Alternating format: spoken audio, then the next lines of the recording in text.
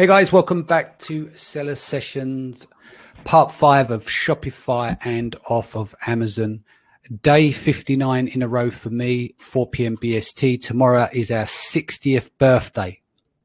Miro? You look great for 60, man. I look fine for 60, don't I? Yeah. No, I'm not really 60. It's 60 days in a row. And yeah, it's starting to get to me now in a nice way. It's just like, it's a grind getting to 60 days. But I think once we get past that point, we can then look at the clock for 100 days and see where it takes us. So today, we're just waiting for Josephine to arrive. He is always late, but it is Shopify part 5. I can't believe we got to part 5 so far. But while I share to the groups, do you want to give the audience a little bit of background on yourself? Sure. I'm gonna, mix up a little bit. My name is Miro Posvic. I own a brand that's on Amazon as well as Shopify, eBay and stuff. I've been doing this for about 10 years. It used to be a glorified hobby, like a little passion project I had. And then the other business I had, one of the crappers. So suddenly this became my main focus. And I've been fairly successful. We started with Shopify back in January 2019 at 0. Now we're doing mid 6 figures on Shopify. It's just been an effort of getting it built up and getting, building the audience and finding who your people are. So I'm qualified to speak, I think, in some ways. I've been working online with no success for a long time. So that I finally found kind of the formula. I think it's important to share that with people and get that out there. Without a doubt. Just say some hellos. Hasing says hello. Henrietta's here. Good morning, gentlemen. Owen's here. How do? Angela Ahove. Awesome. Of course, we are still waiting for Mr. Joe. I think he's probably got some malware on his computer he's trying to deal with at the moment to get online. I know he has problems when we use this StreamYard, sorry. So he's always saying, no, it's fine, it'll be fine. But when he gets here, content's always good, so we can forgive him. So let's talk about competition.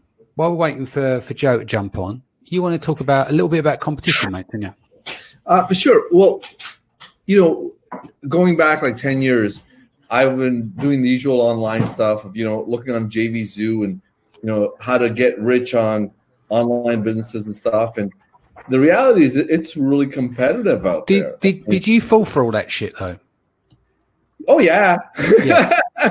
No, I did as well. Don't worry. We all fell for it, didn't we? Until we understood about pyramid stuff and persuasion copy and all that kind of stuff. Yeah. They're like, you buy this thing for $30. And then as you're buying the $30 thing, well, for extra $60, you only get this. And I know my JVC purchase history was pages and pages of stuff, right? Yeah, but people buy that crap all the time, and it works. And I was one of those people, and I'm not. But the thing you kind of learn through that is, it is so competitive to make money online. It is so hard. Like, you make a list of 10,000 people, and if only 10% of them buy, you're making this. I'm like, hey, you know what? This is, they offer you a dream job of not having any employees. And making tons of money, right? So actually, let me segue into something else. Go. There's a guy that I met up with out of Texas, and I won't share his name because I don't have permission to do so. But this guy, he buys online businesses. Okay, and this is really interesting. Some of these coaches talk about team building as team building being, hey, you know what? You pawn off the crap you don't want to do on people that are cheaper than you, and you live the life. Anyway, this guy in Texas, he buys one-man online businesses. And his premise is that running a successful online business is so complicated that it is beyond the ability of one person to do all those different functions really effectively, right?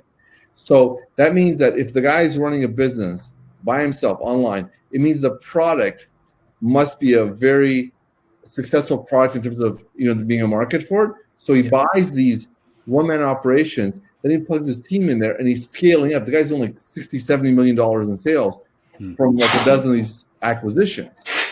And my first thought is, what a great business idea. But then I'm thinking, hold on a second. This guy is giving me something that really I kind of suspected is that you really need a team to be successful at this. Yeah. Not just saying, oh, I want I want to sit on the beach on my laptop and have the honeys bringing me margaritas. If you really want to scale up, you're going to have that team in place. The volume of information is so much that, I mean, there's no such thing as an Amazon expert, because there are so many different aspects to it. I don't buy that crap when, people post, there's more Amazon experts on LinkedIn than there are Amazon sellers on Amazon. I mean, it's ridiculous. Well, that's a stretch. I see where you're coming from, Joe. Yeah, but just I like the sentiment. Yeah, the pure volume of all the different aspects of it, shipping, marketing, all that. It's just a lot, especially for these new sellers that have no experience even in business. But this is why you should get your nut down. If you're only selling on Amazon, before you hit 100K, just focus on Amazon. Oh yeah, first, and then grow out. Definitely, and focus on one part of it at a time, and get really good at it. Oh, and let me throw something else in here, and this is kind of where I take my ego down a couple notches, right? I got an email today. There's a guy. I sent you his email address. The guy's name is Povilis. He's my Amazon pay-per-click guy, and he's now doing product descriptions for me, right? Now, I'm right now in the process of moving over to Amazon Japan, and I sent him over a spreadsheet. Here's all our products. Get these set up in a spreadsheet, and I'm going to send them over to Japan. This guy sends me an email back saying, well, Miro, wouldn't it be better if we send over the descriptions when they're all edited and perfect? Okay? Now I'm a let's just go guy, right? And this guy is detail-oriented and really specific. And what I'm saying is you need these people on your team to offset your different characteristics and skill sets, right? Like I'm all about let's just get done and move on to the next thing, right? So since I've put people like Povilis into my team, and I don't mean hire this guy full time, I'm talking, use him for specific roles, my business has been exploding because I'm taking a step back from ego saying, well, there's no way I'm ever going to be that specific. Stop that. Sorry, taping something right behind my head. So I'm never going to be that detail oriented. So I got to accept that about myself, that I'm lazy and not detail oriented, and bring people in that will work on that. And I'm not just talking specific skill sets. I'm talking specific personal characteristics. Because you're right, Joe, you can't absorb and filter that much information on your own. You can't do it. No, you can't. And we all have strengths and weaknesses. Exactly. And even I always say to people, like, I don't have an instrument. I am the conductor of the orchestra. Yeah. So I work on the businesses, not in the businesses. But obviously I'm busy all day, 7 days a week with what I'm doing. I'm going to share my screen with you. I showed this when we'd done the Branded by Women launch. I went through I was very transparent with what we're doing in terms of launch. I'll show you on the screen. Can you see my screen? Yep. So this is what we're looking at here is function. Yeah. So what you're discussing there is that. So for instance, we've got the Branded by Women site. Yeah. So that's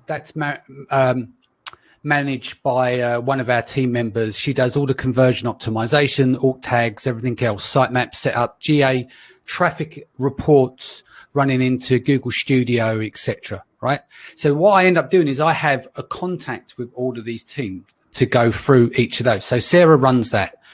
Then I've got the email campaign is managed by Ben. Ben's master at using Clavier and stuff like that. So we're in contact on a general basis of going through how the drip feed's working.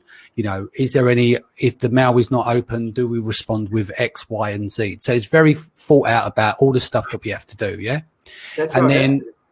What's that? That's the only way to be successful.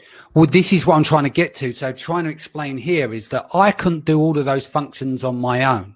So I have to have experts on each of these departments to do this in order to execute it. And all I'm trying to show here is even though this is for a summit, this isn't really any different to someone running an e-commerce website. Yeah. Do you agree? Because look, you've got your paid search channel. So we've got Anthony managing Facebook. You've got Sarah running YouTube and AdWords. Down below, you've got micro influencers. That's managed by Giselle. So she's dealing with TikTok. She's dealing with Instagram, Twitter. Then you've got the podcast. I've taken care of the podcast. We've got all the women onto about 20 live shows, podcasts, like with inside of the community. And then there's an external PR company. So I'm managing that relationship as well. So the point I'm trying to get to is like what you said, is that running businesses online can be are quite complex, and it requires to have departments, but you need to have knowledge in each of those departments. So for instance, if I want to optimize most of these campaigns, I can to a point, or I can go as deep as I want with it. I can just shoot Loom videos and send them off to the team and say, okay, can we expand on the Facebook ads here? Can we do more with the YouTube ads because our cost per acquisition is too high? You have to know the principles to be able to manage them. Well, and you need to know how they operate, not just the principle. I always say, like, for instance, I can use Facebook ads, I can use do YouTube and all those things. But what happens is after a period of time, I don't retain that information all the time to 100% capacity that I can go and do it. So what I do is I employ people to take care of all of those things. But because I understand the principles, how they work, acquisition, and go through the campaigns, I can flick through the campaigns and look at data and get a feel for stuff instantly. That's off. And just instead of me having to download all the reporting, go into depth, I can just go, can you isolate, focus on here, here, here, and here, and then get the feedback. But that becomes an important function as well. So your day is actually spent trying to inspire the team to do stuff, dealing with all the bullshit, politics, putting out fires, dealing with, the negatives and the positives and stuff of the business. Or otherwise you couldn't run, you can run a successful business, just you on your own doing all those functions, but it's very hard to scale that and nail it because there's only so many hours in the day. And then you start to get decision fatigue and everything else. But I just wanted to show, go on. And life happens too. I just wanted to show that as a quick example. I know that doesn't relate to a Shopify site per se, but the principle remains. It relates to any kind of a business. I mean, I ran somebody's $5 million business when I started running it when I was 17, and I'd worked with these people for years. They trained me. Now I was their boss, and I realized really quick that I didn't know how to do a lot of this stuff, so I hired better than me. I mean, I'm in the position I'm in now because I've always hired for positions. But you also very deep in knowledge. You've got deep domain experience as well. And Danny, I think Joe made a big point here, and this is something that's so key. You hire better than you. You hire someone that knows more than you. That's where my knowledge comes from. Exactly. Hiring better than me. A few weeks ago, we talked about how Google Shopping is now free, right?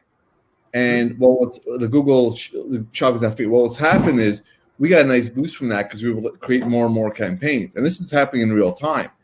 I got an email this morning from my Google guy saying, "Hey, Miro, look, Google shopping campaigns are free, but because they're now free, everybody's open up to everybody. So in order for you to rank, you're gonna have to pay more than you did before to rank on some things." So what's been happening is, in real life, some of my stuff I'm getting free boost on. On other stuff, I got to spend more to rank. So even though it looks like it's a freebie, nothing's really free, right? And for me, I don't have I didn't spend 3 hours last night on the Google seminar for Google ad guys to understand this. But one of my team members did, and I got an email this morning saying, "Look, Miro, this is what's happening. This is why sales are down for these items, and here's what we're doing about it," right? And again, this is you gotta hire better than you, and you gotta take your ego and leave it in the car and say, "Look, I don't have the skills. I don't have the time to acquire the skills. I don't have the temperament and characteristics that are required to do this job at the optimal level." Yeah, I think half of this comes from, do you have cash flow or not? You start a business, you're one person, man or woman, right? One person business. You do every function. Then it gets to the stage you start to earn some money, you got surplus cash. Then you look at jobs that you hate and then you get someone to work for you part-time. Then you realize, actually, I've got another job that I don't like to do, then another job, then another job. Then you get more cash flow because you've got more people working on the business generally, so it allows you to speed up the growth of it. Then you add another person. And before you know it, you get to my stage where I look at stuff and I go, right, I don't want to touch any of this shit. Exactly. Yeah.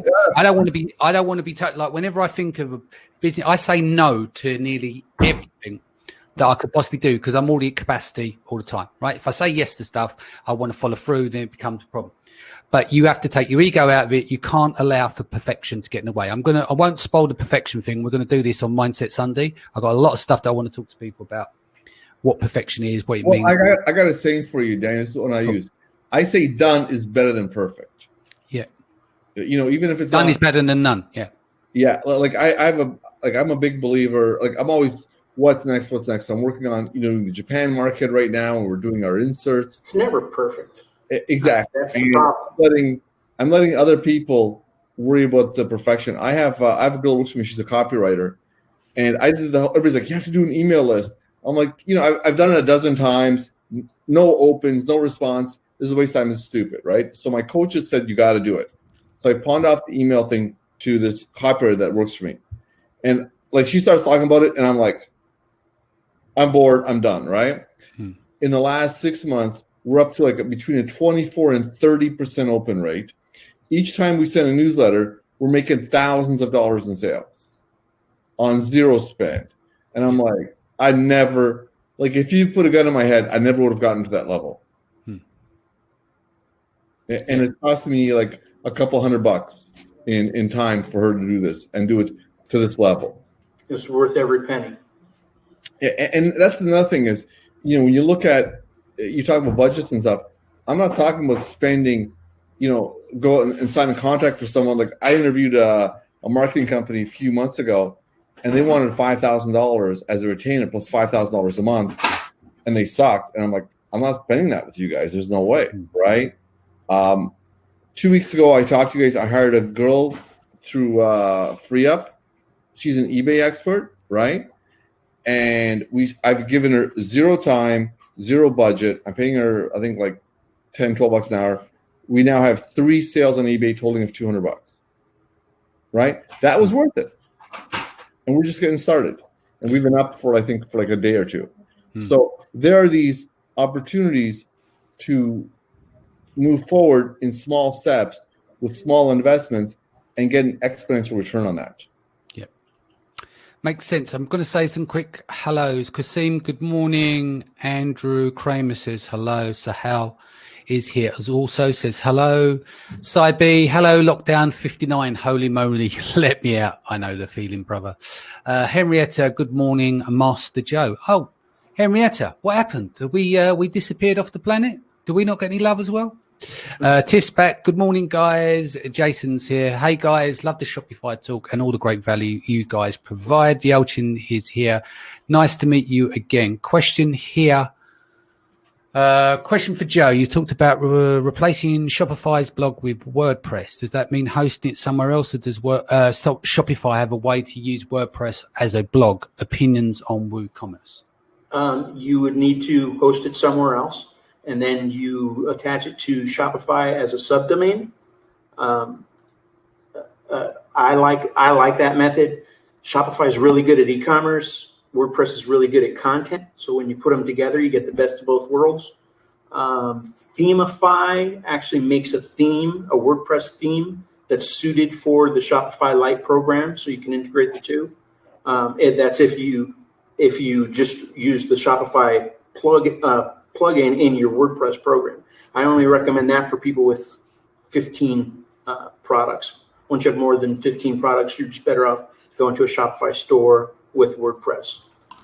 WooCommerce is okay. I've used it before. I don't have problems with it, but I like Shopify better. That makes sense. Henrietta's come back. I was joking, Henrietta. She said, I did say hello, gentlemen, before Joe come on the show. Andrew says, how much should the Shopify website creation cost, and how much should it? And the question cut off. But let's start with the cost of putting the Shopify site together. So how long is a piece of string? But just a rough idea on a mid-sized store, Joe. I've seen people spend $4,000 or $5,000. I wouldn't spend more than, $1,000. To me, $1,000 is way too much. Shoptimize is a great paid theme with all the marketing bells and whistles. But I've built plenty of stores using free themes and built, the features into it that I needed. A few $100. It depends on your skills as well, but and all what bells and whistles you want, but $1,000 is way too much. What you want to do really is find a developer that has built stores that convert. Like you can get someone to do it pretty, someone with the designer, someone. Yeah. None of that crap matters. You got to find someone that can say, look, here's a list of 10 stores I've done. You call up those 10 people, say, hey, do your stores convert, right? And that's what you got to do. You got to find someone with a track record of converting stores. I don't care. It also comes down to the person running the business too. Yeah, I agree with that too. Yeah, absolutely. Like if the person's competent, if the copy's good and else, but there is like I had built a store myself and my conversions were crappy, using the same artwork and the same text.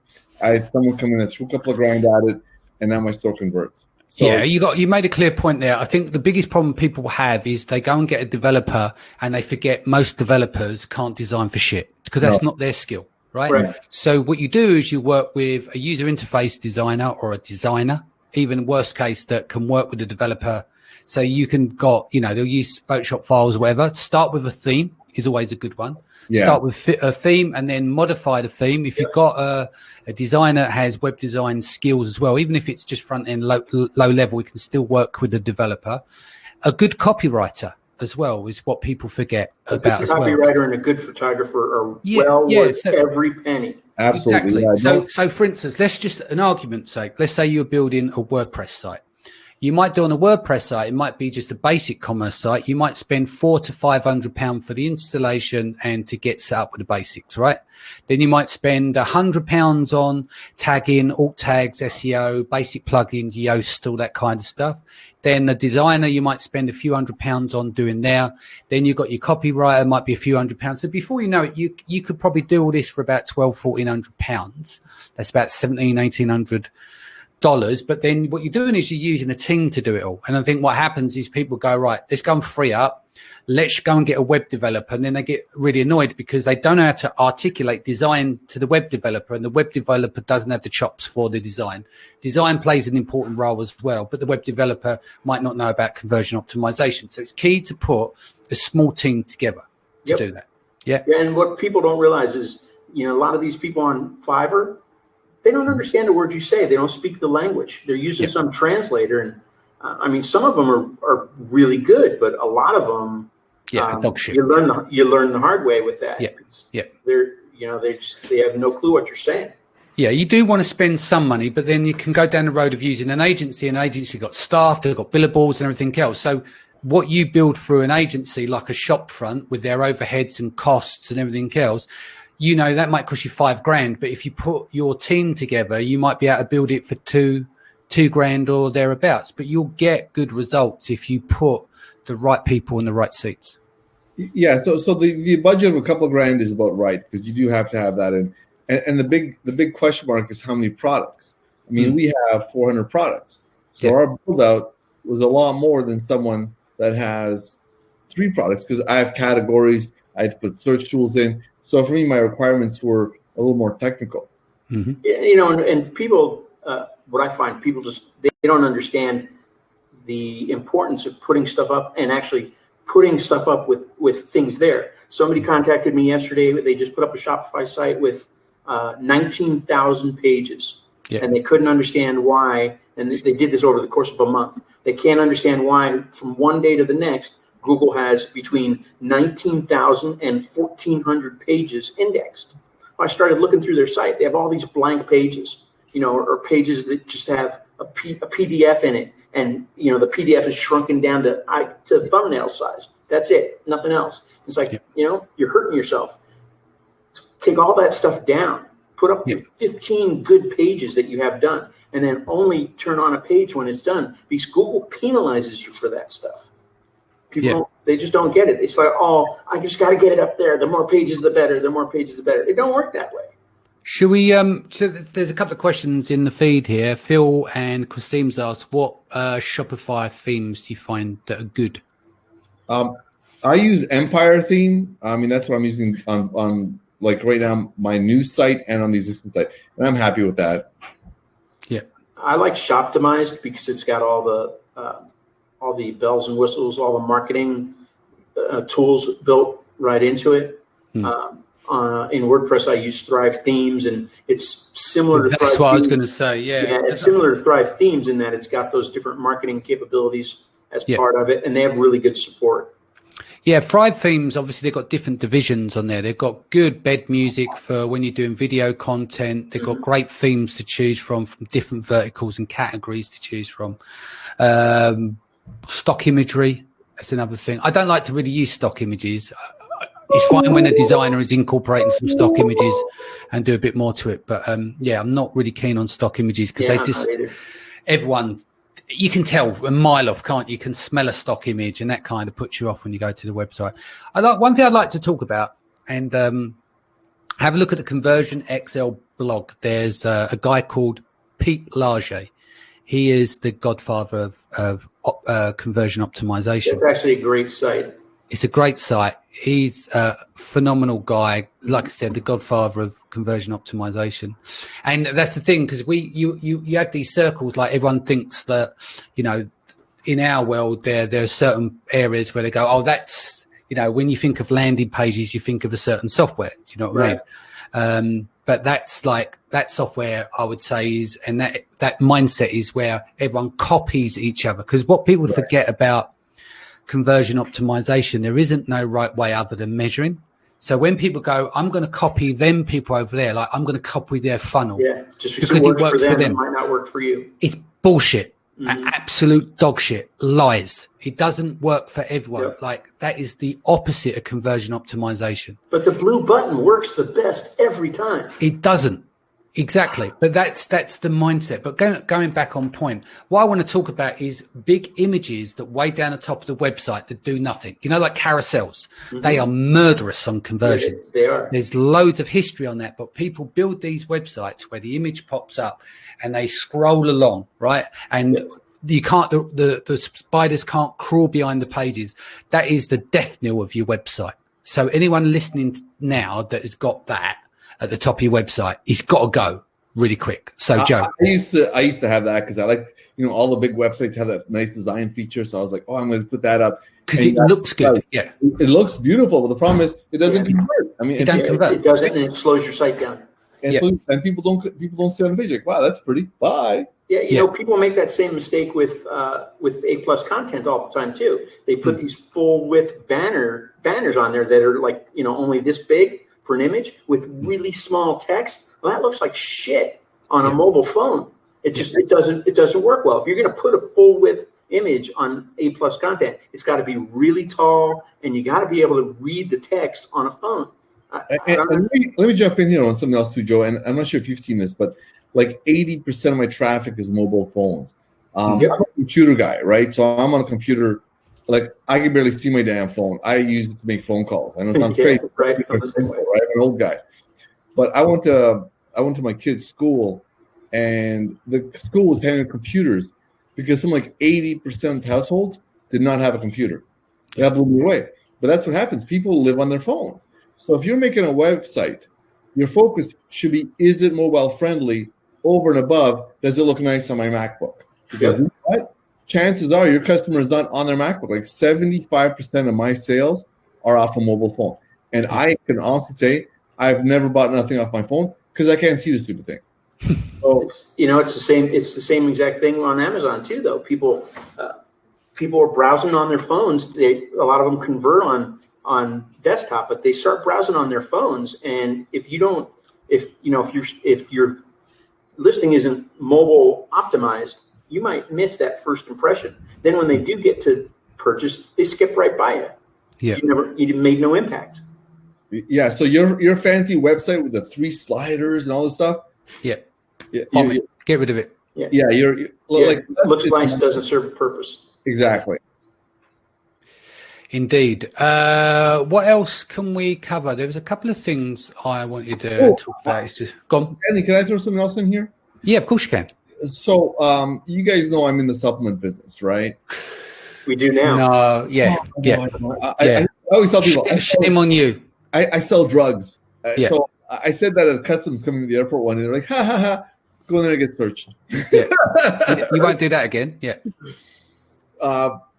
So part of what we do is, I came out of it as a homeopath, so I used to do some consulting, and I'm actually in the process of launching services on my website, and I'm talking to some people, and that's a big new thing, saying, hey, in addition to selling products, are there services that you can offer? Because you have all these automated tools now that will run calendars, that will do billing. I mean, this stuff, I didn't touch it before because who's going to babysit all these people and do all the admin work? But that's all built in now into software. So we're right now working on developing a team of consultants that I can sell on my website. I can do customer acquisition, and then at the same time feed them the work and take a good chunk of the money. And that's the revenue stream. Because one thing that Joe and I agree on is you can't trust Amazon. And the more revenue streams you have, the more secure your business is. So right now we're in the process of saying, hey, you know what? Let's see if we can add services to this. Because even Amazon is offering services. Do you guys know that? Amazon offers loads of services, most of which don't work, obviously, and the account managers disappear after 6 months, leaving you holding the baby. No. I mean, I don't know if they have it over there, but here we have something called Amazon Services. So if you buy a ceiling fan, Amazon will arrange to have someone install it for you. Oh, I see. Yeah. I've seen that. Yeah, in the US. They got that from when they bought Ring, because that was the premise of Ring originally. Was the purchase amount included installation? Yeah. Right. 1 second. Cybe's just come in. Just got rid. Slideshows has gone. We'll report next week back on conversion rate. Don't forget to measure a period before. Run it for 2 to 3 weeks. Take the 3 weeks before and the 3 weeks after, and then cross-reference that. And also in your Google Analytics, check your page load times, because that's going to play a role as well. That's going to affect your test, because if you're got the weight of the website and you say that your load time is 6-7 seconds because of the weight of the images, and then you remove it and you're down to 2 or 3, that would also have an impact on your conversions from 2 metrics. Not only just removing it, the weight of the page, but also Google gives favor to faster loading. The number one way to improve your search engine ranking is to get ManyChat chat box off of your website, because it slows your website down. There's no chat that loads fast enough to not affect your page ranking negatively. Right. And also the chat features are annoying as hell. I had it in there, and all I ever had was dumb people and dumb people at 3 a.m. Like, it is people trying to sell you shit.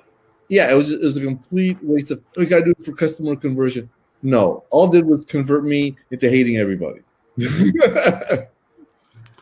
Here's a good question. Andrew Kramer, it says, for A+ content, we have A/B split testing now. What's the best way to handle split testing in Shopify? Optimizely.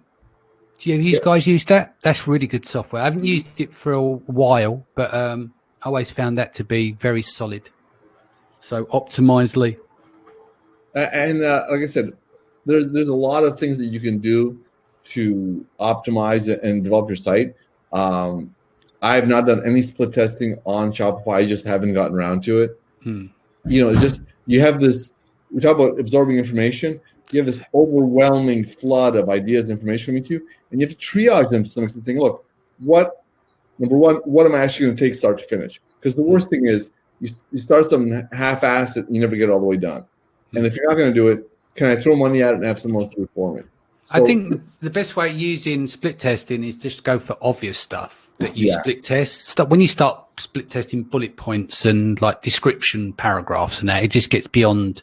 You want to look at split testing your price and your images. They're going to be 2 key things. That's one of the things I like about Thrive Themes. When you use their split testing, you can have you can set rules for a winner, and when it decides a winner, and then it just installs the winner itself.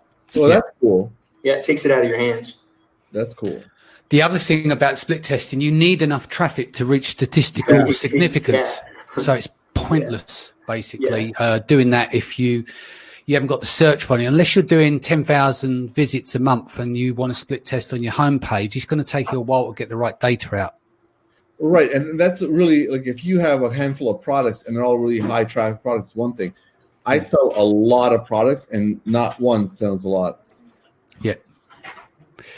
Yeah, so you've got to think about where you split test, and then you look at your Google reports to see the page reports, how much traffic are going to individual pages to see what's worthwhile. So that's where you get into your Google Analytics. Adam says, just to confirm, get rid of the slideshow on homepage and have a single image. Yes. Yeah, I mean, we say a single image. You redesign the homepage. You are going to have images. You are going to have text. But I think a lot of people forget, when people arrive to the site, the worst thing you can say is welcome to homepage. What the fuck does that actually mean? So you need to make it very clear. What is it? You need to hit the fisherman over the head with the wet fish.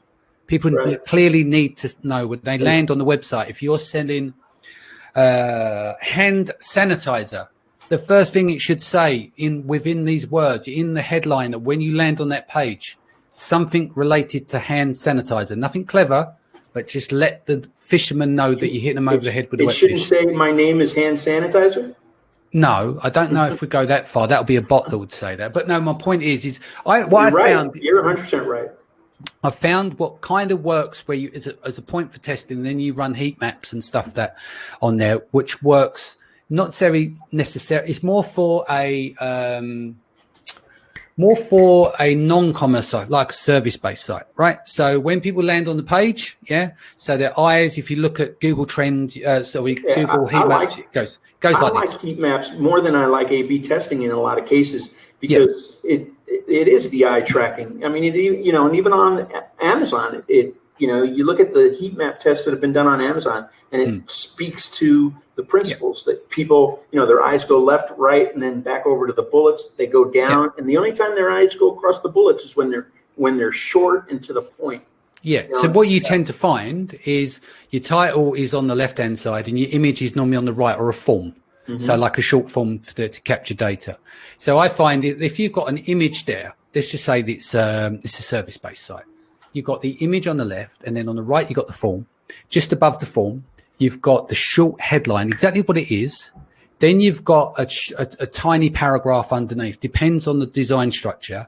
Then you have your 3 bullet points. So your title, your subtitle, and your 3 bullets all wrap around exactly what you do, and consistently puts that together. So that person who arrives there is reading that within that 10-second margin. Yeah, you've got to remember, their eye naturally follows. Then they go like this, and this is why you see bullet points, group of text, and you see an image. You're breaking this up as it goes up, like down through the page. It's always nice if you can design pages so they're not square all the way down. If you can introduce curve like PNGs in the background that kind of guides the eye as you go down, you can actually follow that motion as it goes down the page. You can do some stuff that's really sophisticated. It's the same for images. If you have a person in the image, you have them facing into the middle of the page as opposed to facing out the end of the page. And because the eyes follow that, you want the eyes to follow the body to what you want them to look at. Yeah. I mean, I've seen some ridiculous forms where literally people are sitting there going, pointing at the form, and then they do a big green arrow. It needs to be a bit more sophisticated nowadays. You might used to get rid of those if you're selling like, ebooks and stuff like that. Yeah. But, I think design plays a massive, massive part nowadays in a website. Space builds trust, design builds trust, but you need to know how to put it together with the copy as well. And this is what goes back to having experts doing each of these departments. It's not just slap it all together. That might get you some sales, but doing it right and putting the right pieces in the right places is going to get you a lot of sales. There's a big that's the difference. And also understanding your analytics. Sorry, go on, Mira. Another thing you do is when you look at your site or look at any site, and our whole premise is we're solving problems, right? We're solving a problem or a need. And you say to yourself, okay, I have a website with 3 beautiful sliders or a beautiful image. What problem is that image solving for me? Is it just some image that's pretty, or is it an image that shows someone living a lifestyle? Like if you look at the, I'm going to use the analogy of the pharmaceutical companies. They don't have that out in England, I think, but here, drugs, huh? The drug companies. He loves these drugs, doesn't he? Yeah. Yes. Well, you do what you do, right? But these drug companies do a beautiful job of showing lifestyle images. So what they do is they'll have this beautiful family running through a field on the bottom. This may cause death, dismemberment, and loss of sexual function, right? But the visual is these beautiful, happy family. These lifestyle images are so important, but they have to be relevant too. Yeah, I mean, that's something that is difficult to scale, is the having good lifestyle and obviously and main pack shots as well on the website. That's difficult to scale. Sometimes you can get away with it with your own lighting set up to a point. But yeah, if you've got the budget, really images is going to go a long way on the comment. And, and it's hard. It depends on the product. I mean, how do you show a lifestyle image of a supplement, as opposed to a lifestyle image of somebody using a bicycle? Yeah. It's just a completely different concept. How do you? Let's ask the supplement guy. Okay. Well, what you do is you get people running through the field. Yeah, people running through the fields. Exactly. Like I live in a beach town, right? So what I'll do is I'll take my supplements down the beach. I'll do a lot of photography there with the beach and the ocean. I'll go to the river. There's areas here that are really jungly because, well, it's Florida. It's all jungly. And, we just take a ton of pictures. And, you'll have that overview. And you're creating that connection between your packaging and this beautiful scene in nature and that kind of stuff. So absolutely, you be creative and you do what you can. But it is a matter of creating, like we have a remedies for anxiety, and I've gotten pictures at dusk, over the ocean and stuff, or by the river or the sunset, and it's beautiful. And that's kind of stuff that really makes a connection mentally and emotionally to people. Yeah, that makes sense. External traffic. I know we dip in and out of this. A couple of guys have been asking. Give us some unusual. What's the word, platforms where you could get traffic from. We know about Pinterest and stuff like that, but is there any unusual places that you've seen traffic come from? It's a good source. I know it relates more to the product, but Joe, give me some examples. Content. It's all for us. It's all about content and guest posts, spreading the content out there. It's the difference between ranking for 200 phrases and 37,000 phrases. When you're ranking for those kinds of numbers, you're bringing in a ton of traffic. And I mean, that's huge for us, but we do all kinds of things. We will take an item and make like a little starter pack and then do product targeting on Amazon, do ASIN targeting. If it's an add-on type item, and we'll target the entire category. I have somebody right now who's targeting every ASIN in the category that they sell in, because their item it's easily an add-on product. We've done it in the dog niche before, and on a launch, and this guy sold 3 months of product in 3 weeks. Wow!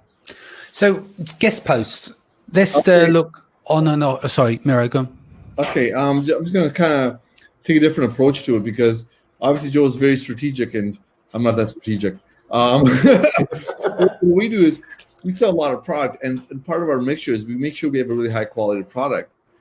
And as we're selling more product, we're having more organic things. Like a few months ago, one of our creams is used for burns and injuries. Well, somebody on a cancer blog tried it out, and all of a sudden we sold out of this product because it went onto a cancer blog that it's good for cancer burns. So if you have a quality product and really build that relationship with the customer, if there's a problem, you jump on it, you fix it. So it's relationships. You have that high level of integrity we talked about last time. It'll come back organically. So we have, we'll occasionally have some giant hit of traffic. And where the hell does this come from? And it's something like this cancer site where all these cancer people are saying, hey, we're in treatment, we're in this group, this product works, and the product just blows up and out of nowhere. Yeah, it makes sense. What about in terms of guest posts, like inbound and you going out and getting posts? Starting with you, Joe. So how do you do it when you're looking to guest post on someone else's blog to drop a link for SEO juice and getting some traffic back? So people, everybody builds a website and they just think people are going to show up, and it just doesn't work that way. Nobody's going to show up until you have a reason for them to go there. And a great reason for them to go there is you finding a relevant website that accepts guest posts. that has traffic already. And you get a guest post on there where you're able to reference in the bio, your site. And it gets you in front of a million people that you otherwise can't get in front of without spending a ton of money in advertising.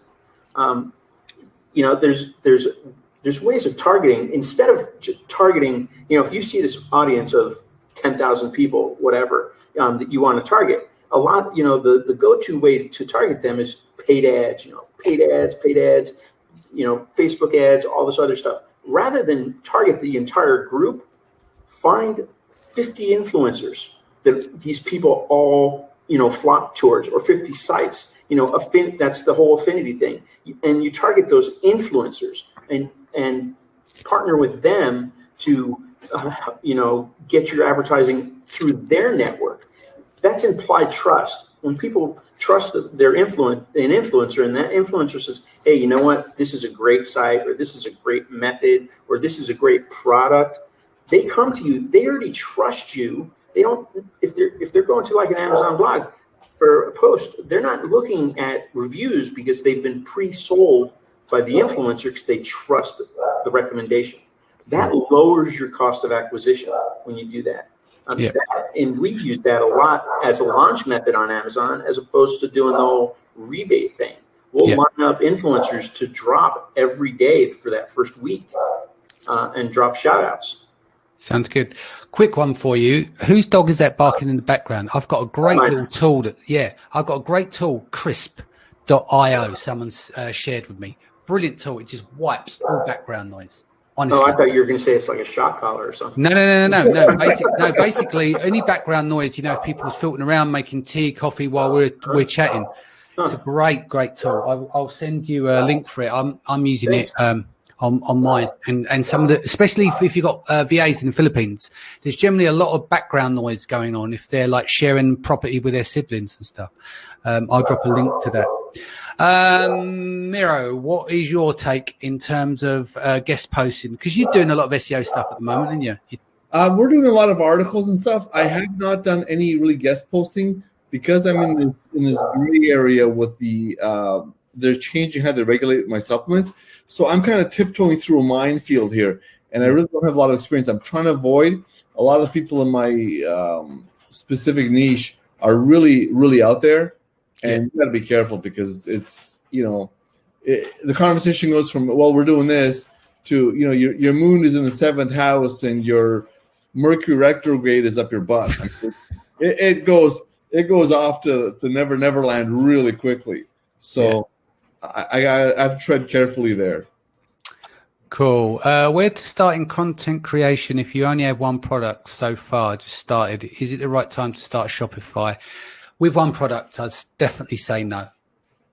You need to expand on that, because if you, like Miro, with your site, people may land there. You drive traffic there. Time is money, right? Regardless if it's SEO, content, written, whatever, or you're using paid channels. You want them to arrive and make a purchase of some kind. If there's one product, that narrows the bandwidth down, doesn't it? What I would do, like right now, I have created a site with all my products on it, right? Mm-hmm. If I was to do it over, I would break down my product. I would do a website for each specific category. Like category, yeah. If I was considering if I was going to start from scratch, I would do a women's health website and focus on women's health. I would do a site on, staying young forever. I would do a site on men's, I would, not for a product, but I'd go after a specific niche. Skin issues. I think solving a specific problem has a lot more value. Like, can you do it with one product? I don't know, but I think doing one product is better than doing 800 products. Yeah, I have a client who, when we target content, we don't target content. If I sell a baseball glove, I'm not just going to write content about baseball gloves. We're going to target the bigger topic that the baseball glove fits into, be it sports or baseball or fitness. And I have a client who has three SKUs, and he built a huge community around the greater subject that his SKUs fit into. And he's got people that now. But if it's an innovation, it's different to having like one spatula instead of 20 and a couple of other kitchen items. Right. If you've got a very specific product and it's innovative and you're the only one doing it, that's a different story. But if you're starting a brand and you only got your first product of the 10 because you haven't done the width of the brand yet in terms of more products, it's hard to build out. It's hard to build that out unless you've got something that is tremendous in terms of innovation or a story behind it, you know? Yeah. Andrew says, how does the SEO optimization look like in Shopify? What does this mean?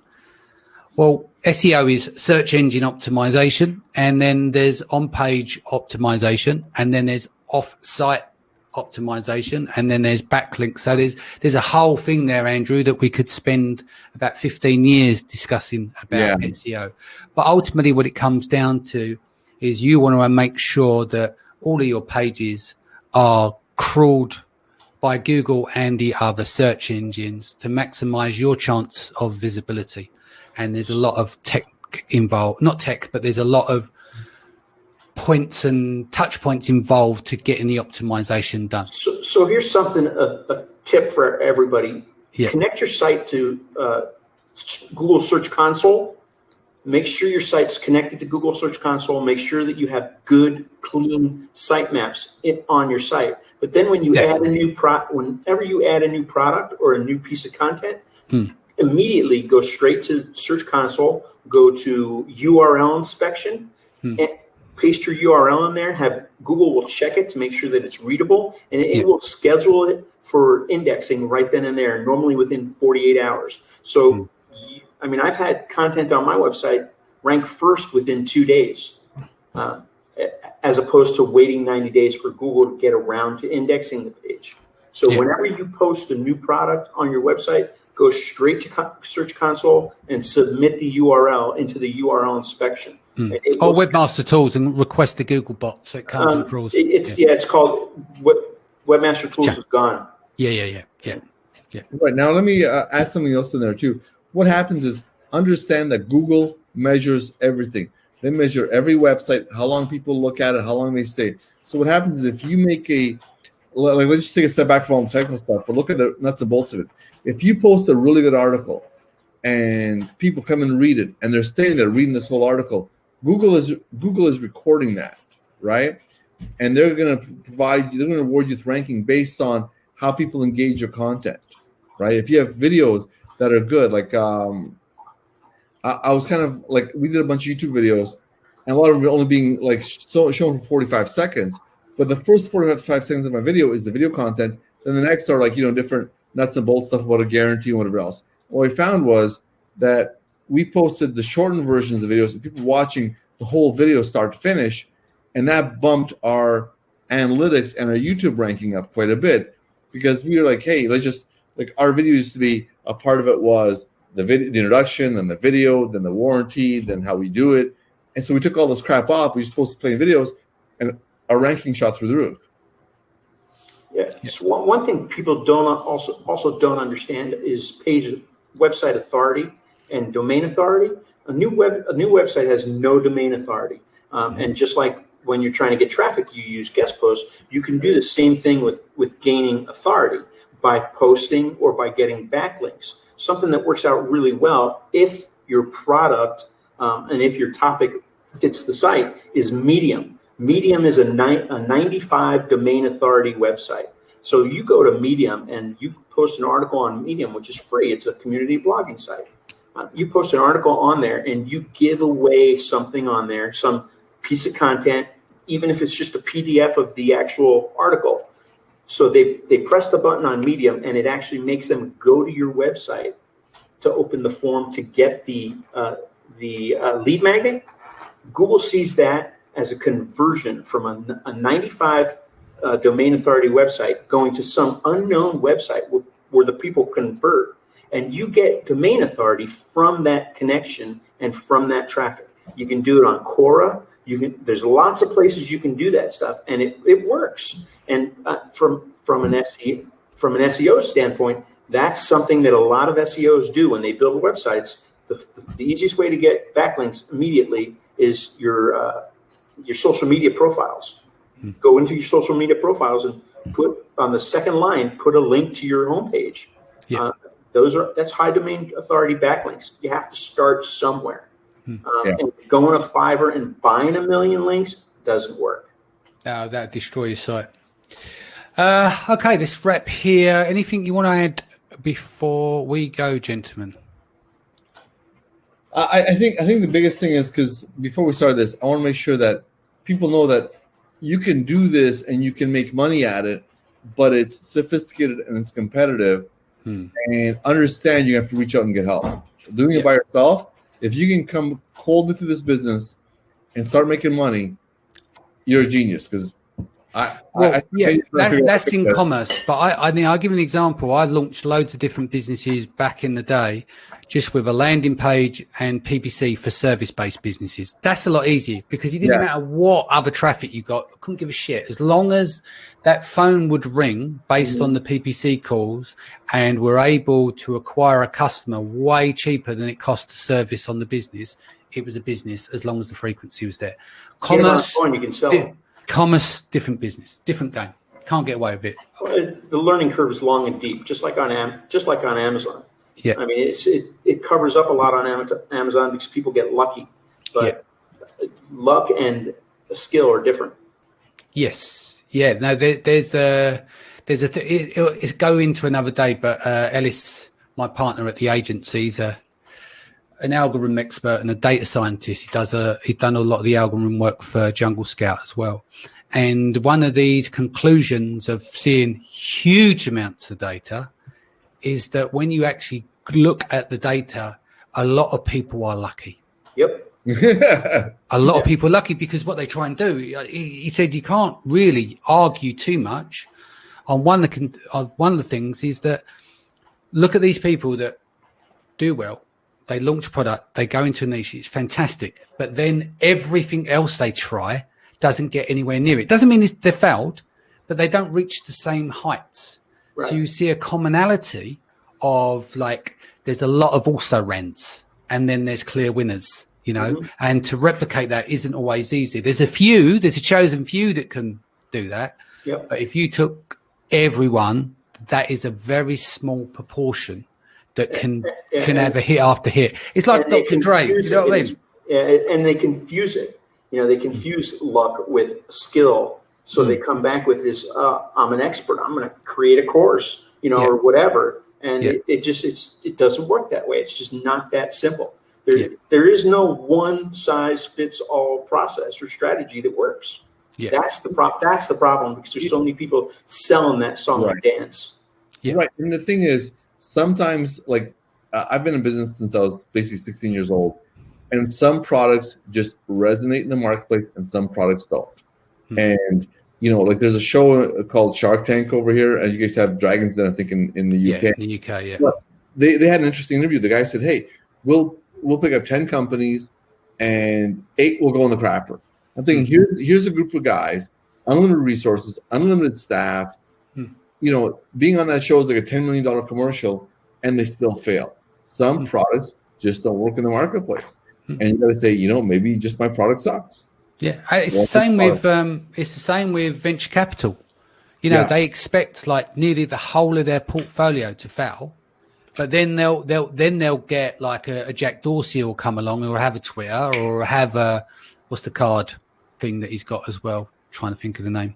That was a success, wasn't it? Then you've got Google and places, and so that's what these people are looking for. So you can have a fund as long as that returns to their investors. So there is a lot of whatever you do in business. Like I think I can't remember who said it. Might have been Gary Vee, but it's like as an entrepreneur, you need to get it once right as an entrepreneur, but you have to keep hitting the target, and you're going to get varying results and stuff. Albert Einstein used to say that a lot. Yeah, they called him delusional. Yeah, exactly. And he always said, all I got to do is be right once. And exactly, and look at his legacy. We're talking about him now. Yep. All this time later. Okay, gents, what's the best way people can reach you? Find me on Facebook, Miro Pasovic, and say hi. Yeah, I'm open to live talking to new people. Yep. Find me on Facebook, on my website, and on my YouTube channel. It's all e-commerce optimizer. Excellent. And just to let you guys know what's coming up over the next few days. So tomorrow I'll be back. Show number 60. It'll be our little anniversary, 60 days in a row. We're going to get a little crew on for that. I'll surprise you for tomorrow. Then on Saturday, we have our Women of Amazon and an in-depth profile with Athena Severi. And then on Sunday, we're going to be doing Mindset Sunday, Searching for Perfection. Lee Ram will join me, plus 2 other guests will be joining us on Sunday as well. Gentlemen, I'll bid you farewell. I'll see you back here probably next Thursday for part 6. Maybe we'll do a bit of Pinterest, and let's do some backlink stuff, Joe, as well, yeah? Gotcha. And Miro, yeah? All right. Maybe concentrate on that next week. Guys, thank you for joining us. Stay home, stay safe. Much love. Take care of your family. I'll be back here 4 p.m. BST tomorrow. Take care. Thanks, Dan.